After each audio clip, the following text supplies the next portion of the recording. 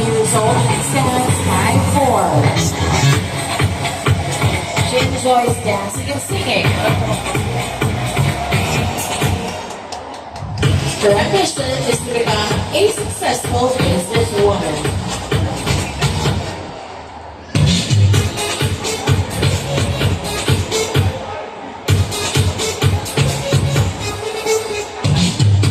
Her hobbies include watching Korean movies, and she loves playing the computer or computer games.